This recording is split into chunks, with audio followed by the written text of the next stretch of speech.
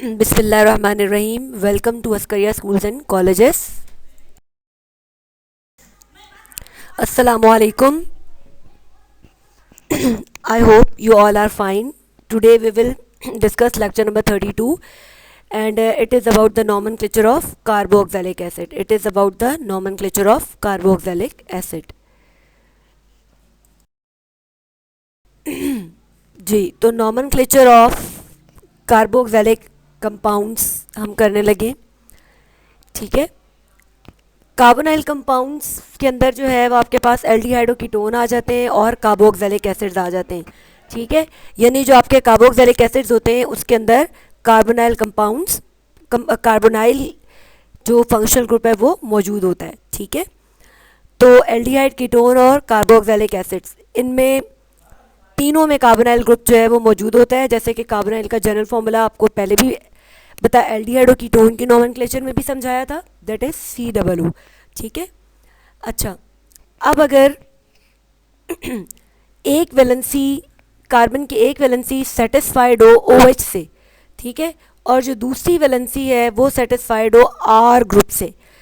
अगर carbonyl group की एक वैलेंसी OH से सेटिस्फाइड हो और एक H से सेटिस्फाइड हो, यानी एक तरफ डबल बॉन्ड O हो, एक तरफ OH और एक तरफ H, या फिर दूसरी कंडीशन ये है कि COO के दोनों तरफ, एक तरफ OH ग्रुप मौजूद हो और दूसरी तरफ R ग्रुप अटैच हो. ठीक है, यानी RCOOH या HC डबल बॉन्ड OH. तो HC डबल बॉन्ड OH जो है वो सबसे सिंपल एसिड है. आगे मैं आपको इसका नाम बताऊंगी जब हम नोमेनक्लेचर की एग्जांपल्स पढ़ेंगे.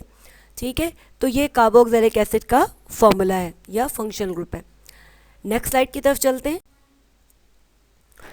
जी, तो बच्चों नोमेनक्लेचर ऑफ कार्बोक्सिलिक एसिड्स के रूल्स हम पढ़ लेते हैं.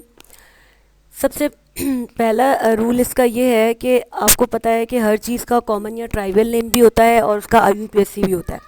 तो जो कार्बोक्सिलिक एसिड्स है ना, इनको हम कॉमन नेम भी इनके किस बेस पर होते हैं, किसी साइंटिस्ट की नाम की बेस पर होते हैं, या क्लास की बेस पर होते हैं. ठीक है, या किसी सोर्स की बेस पर होते हैं. जिस तरह फॉर्मिक एसिड है, ठीक है, तो फॉर्मिक एसिड जो है वो फॉर्मिका से निकला है.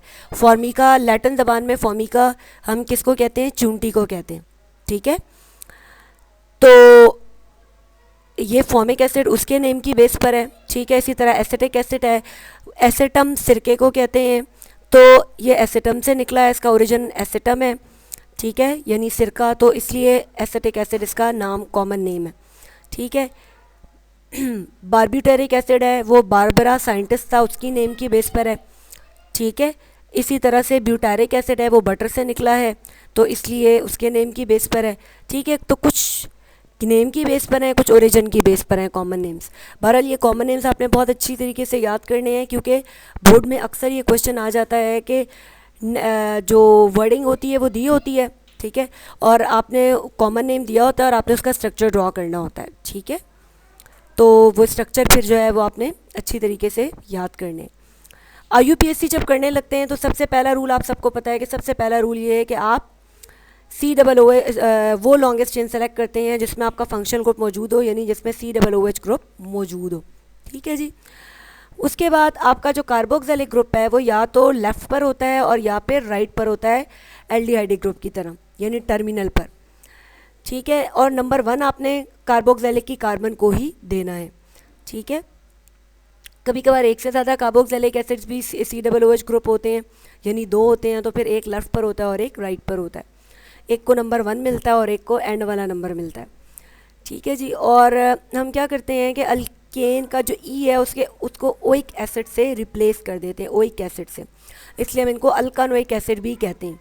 ठीक है, तो बोर्ड में ऐसा क्वेश्चन आया भी है कि व्हाट आर अल्कानोइक एसिड, तो आपको बिल्कुल कंफ्यूज नहीं होना, क्योंकि अल्कानोइक एसिड और कार्बोक्सिलिक एसिड सेम है. आप कार्बोक्सिलिक एसिड के बारे में जो आपको पता है वही आप अल्कानोइक एसिड के लिए लिख के कार्बोक्सिलिक एसिड्स की 2-3 एग्जांपल्स लिख सकते हैं. अगर आपके कार्बोक्सिलिक एसिड थोड़ा सा डिफरेंट स्ट्रक्चर हो, थोड़ा सा कॉम्प्लिकेटेड हो, उसमें सब्स्टिट्यूएंट हो, तो फिर हम उस सब्स्टिट्यूएंट को भी नंबर देते हैं. लेकिन बहरहाल पहला नंबर हमेशा COOH वाली कार्बन को ही मिलता है.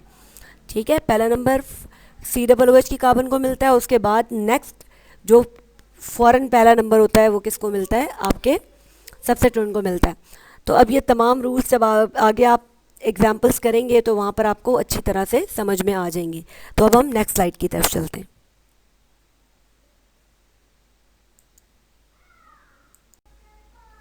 जी, तो बच्चों यहाँ पे सबसे पहली एग्जाम्पल जो है वो है HC डबल बॉन्ड OH। जैसे मैंने आपको पहले भी बताया था कि सबसे सिंपलेस्ट एसिड है, इसको हम कॉमनली कहते हैं फॉर्मिक एसिड, ठीक है। और इसका मैंने आपको ओरिजिन बता दिया है कि फॉर्मिका लैटिन में हम चूंटी को कहते हैं, ठीक है। तो ये वहाँ से आया है, ठीक है। फॉर्मिक एसिड यानी जब चूंटी या चूंटा आपको डंग मारता है, आपको जब काटता है, ठीक है, तो उसके काटने के बाद जब आप उसको परे करके फेंकते हैं तो आपके हाथ पे या पाँव पे जहाँ वो काटता है वहाँ स्टिंकिंग सी स्मेल आती है। वो stinking smell basically formic acid की होती है, क्योंकि जो चूंटियों और चूंटों का आगे मुंह में जो डंग होता है उसके अंदर ये फॉर्मिक एसिड मौजूद होता है। तो बेटे IUPAC में इसको हम कैसे नाम देंगे कि एक कार्बन है तो हम कहते हैं मीथेन। तो मीथेन में ई रिप्लेस हो गया OIC ओइक से, तो मीथेनोइक एसिड, यानी ई रिप्लेस हो जाता है ओइक एसिड से। किससे रिप्लेस हो जाता है, ओइक एसिड से, ठीक है। ई की जगह ओइक आ जाता है और आगे हम एसिड लगाते हैं। उसके बाद है बच्चों सेकंड है CH3COOH, यानी H की जगह R ग्रुप आ गया। तो अब इसको कॉमनली हम एसिटिक एसिड कहते हैं। क्यों कहते हैं, क्योंकि लातीनी ज़बान में सिरके को हम कहते हैं एसिटम, तो इसका जो ओरिजिन है वो सिरका है, that's why it's known as acetic acid. और IUPAC में आपको पता है कि दो कार्बन है इसमें, एक मिथाइल की और एक कार्बोनाइल की कार्बन। तो इथेन हो गया, ई हटा के आ गया ओइक एसिड, इथेनोइक एसिड। फिर थर्ड वन है CH3CH2COOH। तो ये चार कार्बन है, सॉरी तीन कार्बन है, तो इसका होगा प्रोपियोनिक एसिड, ठीक है। जबकि जो IUPAC नेम है वो प्रोपेन कहते हैं तीन कार्बन को, साथ ई हटा के ओइक एसिड आ गया तो प्रोपानोइक एसिड।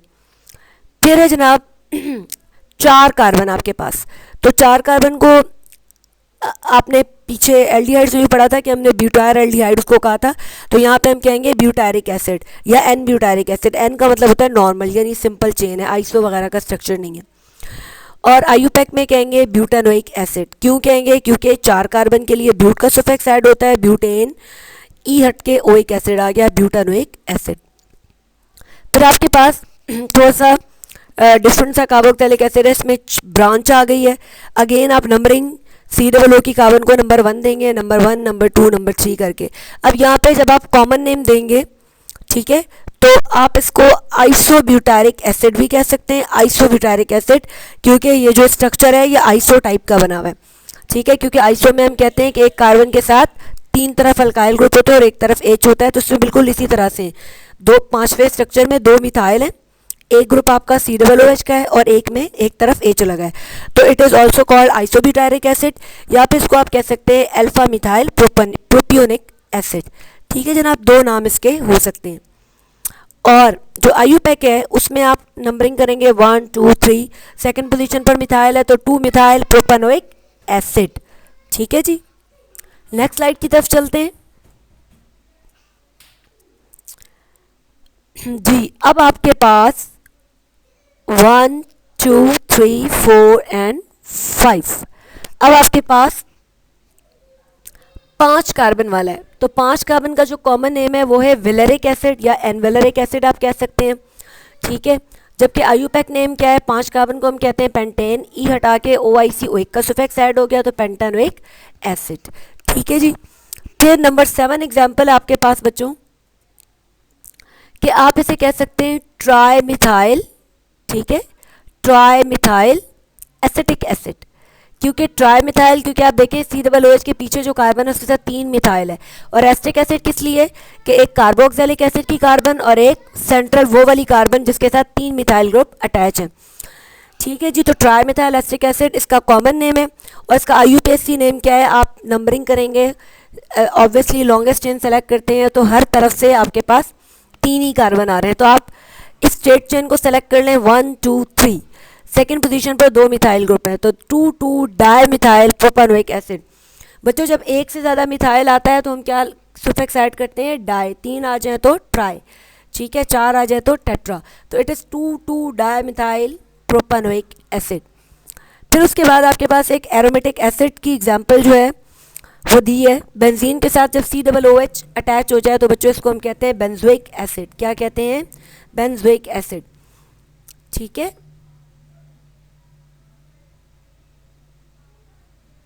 और IUPAC में आप इसे कह सकते हैं मोनोकार्बोक्सिलिक एसिड। ठीक है, या बेंजोइक एसिड भी आप इसको IUPAC में कह सकते हैं। अच्छा जी, आगे आपके पास एग्जांपल्स हैं डाई कार्बोक्सिलिक एसिड्स की। पहले हमने मोनोकार्बोक्सिलिक एसिड्स को देखा है, अब है डाई कार्बोक्सिलिक एसिड। ऐसे कार्बोक्सिलिक एसिड्स जिनमें एक से ज़्यादा COOH मौजूद हो। तो बच्चों एक मैं आपको बात बता दूं कि दो से ज़्यादा कार्बोक्सिलिक एसिड कभी भी नहीं आ सकते। ठीक है, टर्मिनल पर एक लेफ्ट पे आ सकता है, एक राइट पे आ सकता है, तीसरा नहीं आ सकता, यहाँ पे चौथा भी नहीं आ सकता। तो इसके लिए लिमिट यही है कि एल्डिहाइड में भी दो CHO आ सकते हैं और इसमें भी 2 COOH आ सकते हैं। तो कॉमन नेम है ऑक्सैलिक एसिड। ठीक है, और जो IUPAC नेम है वो है इथेन, क्योंकि 2 कार्बन है। और फिर आ गया डायोइक एसिड। डाइथेनोइक एसिड नहीं हो सकता, पहले भी समझाया था एल्डिहाइड की टोन वाले में कि इथेन 2 नहीं है, ओइक 2 है, तो इथेन डायोइक एसिड। ठीक है, उसके बाद है जी 3 कार्बन, सॉरी 2 कार्बोक्सिलिक एसिड हैं, 2 कार्बोक्सिलिक फंक्शनल ग्रुप्स हैं और 3 कार्बन है, तो मेलानिक एसिड हम इसको कहते हैं। और 3 कार्बन के लिए प्रोपेन डायोइक एसिड। इसी तरह से 4 कार्बन के लिए सक्सेनिक एसिड कॉमन नेम है और आप इसको ब्यूटेन डायोइक एसिड कह सकते हैं। 5 कार्बन वाले के लिए जिसमें 2 COOH ग्रुप है, ग्लूटारिक एसिड कॉमन नेम है और IUPAC नेम क्या है? किसी भी एक साइड से नंबरिंग शुरू करेंगे, 1 राइट से कर लें, 1 2 3 4 5, तो इसको आप कहेंगे पेंटेन डायोइक एसिड भी कह सकते हैं। और आप इसको 1 2 3 4 5 पेंटेन डायोइक एसिड भी कह सकते हैं। इसी तरह जो आपके पास थर्ड एग्जाम्पल है ब्यूटेन डायोइक एसिड, आप इसे ब्यूटेन डायोइक एसिड भी कह सकते हैं। और 1 2 3 4 ब्यूटेन डायोइक एसिड भी कह सकते हैं। इसी तरह से प्रोपेन डायोइक एसिड को 1 3 प्रोपेन डायोइक एसिड भी कह सकते हैं, यानी पोजीशंस आप मेंशन कर सकते हैं। और अगर ऐसे लिखें तो भी ठीक है। इसी तरह से 6 कार्बन को हम कहते हैं एडिपिक एसिड।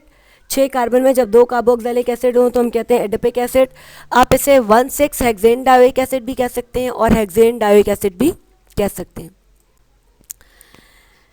ठीक है जी, आपका होम टास्क क्या है कि आपने लेक्चर को अच्छी तरह से अपने रजिस्टर पर नोट करना है और प्रैक्टिस करनी है तमाम एग्जाम्पल्स की। ठीक है,